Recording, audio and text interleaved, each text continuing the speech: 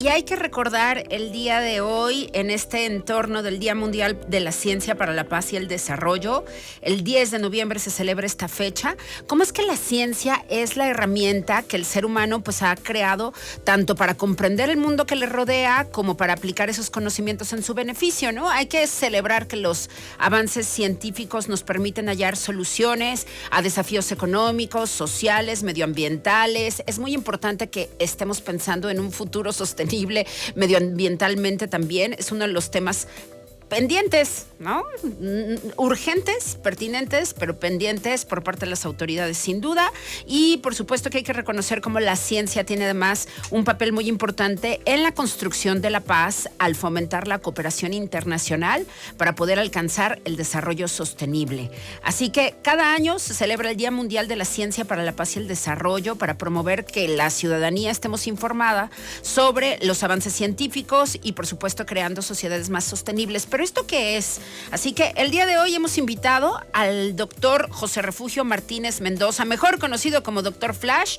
Él recientemente recibió el premio Divulgación por Trayectoria otorgado por el Consejo Potosino de Ciencia. Él es profesor investigador del Departamento de Físico-Matemáticas de la Universidad Autónoma de San Luis Potosí y bueno, ahí labora desde 1981. Él tiene estudios de maestría en Física del Estado Sólido en la Universidad Autónoma de Puebla y en la propia Universidad Autónoma de San Luis Potosí. Y el tema de su tesis de doctorado fue Estudio, Formación y Caracterización de Vidrios Complejos con Incorporación de Partículas. Doctor Flash, qué gusto conocerle en persona, bienvenido. Gracias, muy buenos días. Gracias por estar acá, muy buenos días. Doctor, a ver, la ciencia, lo que le aporta a la paz y al desarrollo, ayúdenos a comprender. Bueno, la ciencia es el puntal de desarrollo de la civilización, del desarrollo de la propia sociedad. No es una participación aislada, sino es en conjunto con todo un plan social que debe estar muy bien estructurado y que caracteriza la civilización actual. En esta época de civilización que en el medio se conoce como la tercera ola de civilización. Sí. Que tiene que ver justo los desarrollos científicos y tecnológicos como han incidido en nuestra vida cotidiana.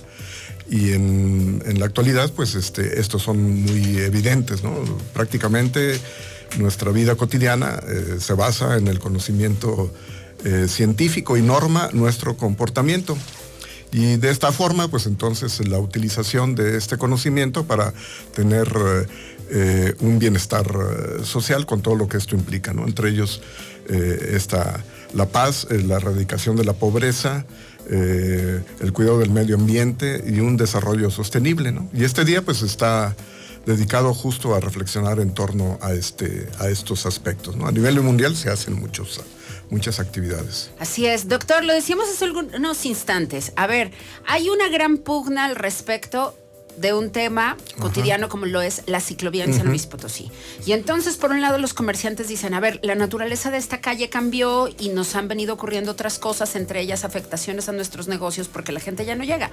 Y por el otro lado están las y los ciclistas que dicen, a ver, por supuesto que necesitamos ciclovías, ¿sí? Entonces, este tipo de dilemas son los que precisamente la ciencia puede resolver en pro de la paz y el desarrollo de una ciudad. Así es. Sí, estos, digamos, los problemas sociales que se presentan realmente deben ser atendidos digamos, desde sus inicios. Este problema de la ciclovía ahora se plantea, pero como un problema, vamos a decirlo a nivel parche. El desarrollo urbano ya está planteado desde hace cierto tiempo, en donde pues la ciencia no ha estado presente, ni el conocimiento científico, vamos, que pueda ayudar a los que toman decisiones a hacer una adecuada planeación, digamos, urbana. Entonces, cuando se presenta a estas alturas, pues se convierte en un problema sumamente complejo, donde hay muchos factores a considerar. ¿Cuál es la mejor manera de enfrentarlo? Pues es justo esto, la utilización de la ciencia o de los métodos científicos para abordar este problema multifactorial. Si se presentara de esa forma, entonces todas estas opiniones que se están virtiendo, pues son, digamos, válidas y deben de considerarse para darle una solución adecuada para contar con un ambiente urbano y de conservación del ambiente en un futuro, ¿no? A mediano plazo, a largo plazo. Doctor, ¿qué tanto estamos invirtiendo en México precisamente en apoyar la ciencia que provee desarrollo y que provee paz en nuestro país? No, la inversión a la ciencia es bastante raquítica, ¿no? En algunos tiempos medio ha mejorado, se han implementado algunos programas, pero nunca son suficientes, ¿no? México, si quiere tener un desarrollo adecuado, tiene que hacer una fuerte inversión en ciencia. Nunca se ha llegado al 1% del Producto Interno Bruto y por lo regular los gobiernos siempre plantean como un límite, un objetivo a llegar, ¿no? Pero nunca sucede. Y entonces todos los esfuerzos que hacen en la cuestión de la financiación de la ciencia pues son insuficientes y eso crea otros vicios y problemas que hacen que no se tenga una planeación adecuada en el ámbito de la ciencia para las instituciones que se encargan de lo mismo, ¿no? Y los gobiernos también de un país como en el nuestro, los gobiernos estatales, pues también cuentan con recursos magros al respecto, ¿no? Sí. ¿Cuáles son las consecuencias, doctor Flash, de que en México no se invierta en ciencia lo suficiente? ¿Nos deja subordinados a los países que sí están desarrollando ciencia y además nos genera una dependencia? Por ejemplo, lo pudimos ver ahora con el tema de las vacunas contra el COVID, ¿no? Estamos esperando que otros países vinieran a desarrollarlas por nosotros, porque aquí, bueno, pues vamos desafortunadamente de manera muy lenta porque no hay un apoyo, ¿no? Para poder conseguir ese objetivo. Sí, hay un talento mexicano bastante apreciado a nivel mundial. Sí. En la actualidad, pues ya mucha gente, dentro de este proceso que yo le llamaba de la tercera ola, pues hay muchos investigadores que están en la frontera, digamos, de la generación de conocimiento y el país y San Luis Potosí cuenta con muchos de estos personajes. Pero una cosa es contar con los personajes y otra con la infraestructura y las condiciones para que sus contribuciones puedan aterrizar, digamos, cuando se presentan problemas sociales. Ya mencionaste el problema de las vacunas, ciertamente, y a nivel gubernamental, institucional, incluso a veces se ha planteado que vamos a fabricar una vacuna y ahora sí vamos a concentrar nuestros esfuerzos para fabricarla, ¿no? Y a la fecha, pues, realmente el asunto no se ha patentizado, ¿no? Sigue siendo un asunto pendiente, que podría haberse hecho en menor tiempo, claro, pero para eso se tiene que tener con anticipación las estructuras, la planeación y el financiamiento adecuado para que de manera muy rápida y expedita se pudiera haber contado con una vacuna. No solo es financiación, también es cuestión de planeación y del sentido de entender cuál es el papel que debe jugar la ciencia en un desarrollo de una sociedad, de un país. Digamos, el caso de Cuba lo puedo poner. Sí, Realmente ellos no tienen una financiación importante que se vea independientemente de sus orientaciones políticas. Ese es un aspecto que sí tiene que ver, pero que independientemente de eso han demostrado que teniendo una organización y una planeación adecuada y un capital humano también importante, en poco tiempo pudieron contar con 4 vacunas que están aplicando y que han sido de las más exitosas. Poco se habla a lo mejor, pero ellos lo pudieron hacer. México abandonó hace tiempo o desmanteló todo el sistema de generación de vacunas que se tenía de manera muy importante en las primeras décadas del siglo XX y que dio al traste, digamos, con una tradición mexicana importante en la generación de vacunas, que por cierto, una de las primeras se inició aquí en San Luis Potosí, cuando Miguel Otero sintetiza o fabrica la primera vacuna antirrábica en el país.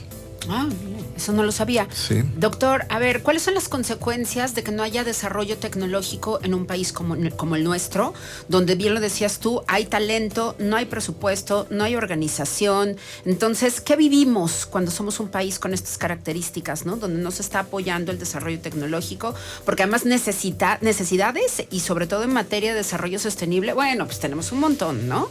Pero entonces, ¿cómo nos deja, ¿no? Esto con respecto a la competitividad tecnológica tecnológica y científica de México en el mundo.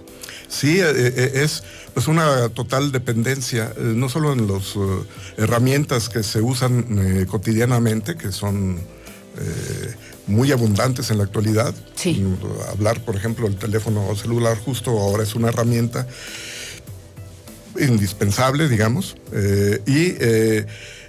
y toda esta tecnología en torno a esta herramienta, digamos, nomás por poner un ejemplo, pues básicamente es extranjera, desde la forma de transmitir las informaciones, que se tienen que usar satélites que no son nuestros. Hay unos que se les dicen satélites mexicanos, pero los compró el país, no son ni fabricados ni puestos en órbita por nuestro país. Y eso marca toda una dependencia, pero tiene otra consecuencia cultural también, que es el alejamiento de la sociedad con el conocimiento científico. Sí, luego se pone como algo muy aislado, que no tiene que ver con su vida cotidiana.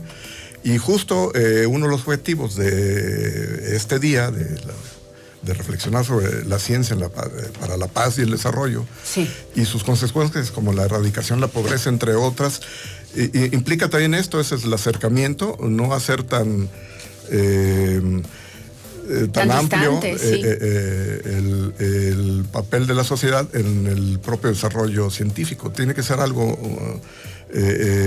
hacer más angostos estas brechas y hacer partícipe a la propia sociedad del desarrollo científico, vamos, en todos los aspectos. Este es un aspecto cultural y es uno de los objetivos de este día. Sí.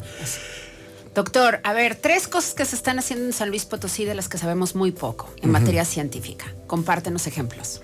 Y ejemplos, bueno, hay una comunidad muy importante científica ahora en San Luis Potosí. Esto ha crecido, parte del propio desarrollo a nivel mundial, pero San Luis Potosí es uno de los polos importantes de desarrollo en la ciencia en muchas disciplinas, desde las ciencias sociales hasta las ciencias exactas. Esto ha tenido un crecimiento importante y se refleja en las instituciones que alojan a esta comunidad, ¿no?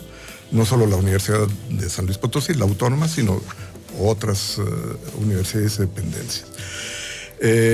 Y dentro de todas estas áreas, las que tienen, digamos, más prestigio a nivel internacional, porque este es un factor que se usa, por ejemplo, es el área de la física, el área de la medicina. ¿Y por qué? Porque hay antecedentes, hay una tradición que se ha seguido y que le ha dado una fisonomía a lo que se conoce como la ciencia potosina. Sí. Y entonces hablar de ciencia potosina a lo mejor suena muy alejado, pero era parte de nuestra cotidianidad. Por ejemplo, en el siglo XIX había pocos científicos, pero eran muy ligados al propio desarrollo de la ciudad. No se diga en la medicina, hubo contribuciones importantes, no solo la vacuna desarrollada por Otero. Por ejemplo, una de las tecnologías o de las técnicas también que caracteriza nuestra sociedad actual es la comunicación inalámbrica. Es la base que ha detonado el desarrollo de esto que se llama la tercera ola.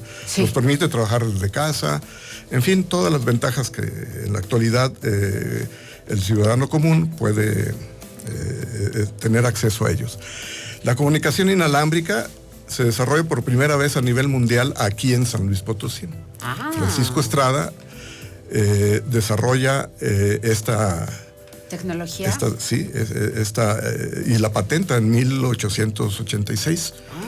Esto en la historia de la ciencia mundial no se maneja. Y no se maneja justo por estas cuestiones de que la ciencia había quedado rezagada, digamos, en el aspecto cultural de desarrollo del país. Entonces estas informaciones pues quedan a un lado, ¿no? Como cosas a lo mejor al principio curiosas o de prestigio que daban en aquel momento, pero empieza a decaer esta cuestión. Y tiene que ver con esta cuestión, si no se le da seguimiento, financiación, esta aportación potosina no se aprovecha, se ha aprovechado y menos se reconoce. Y menos se reconoce, que es lo más crítico, pero resulta que en la actualidad, pues es justo la base del desarrollo social y nosotros estamos aislados y alejados de somos dependientes de un propio desarrollo potosino. Ahí es una cuestión para reflexionar. Claro. Pues muchas gracias por venir, doctor. Me reintegro aquí, qué gusto tenerlo aquí. No, pues, ojalá esto se repita muchas veces. No, perfecto. Yo las veces que ustedes gusten, yo puedo estar presente, no hay ningún problema. Y agradezco la invitación. No, me encantó. Muchas de la vida. gracias. El doctor Flash con nosotros, José Refugio Martínez Mendoza, en este Día Mundial de la Ciencia para la Paz y el Desarrollo. Muchas gracias, doctor. Muchas gracias a ustedes.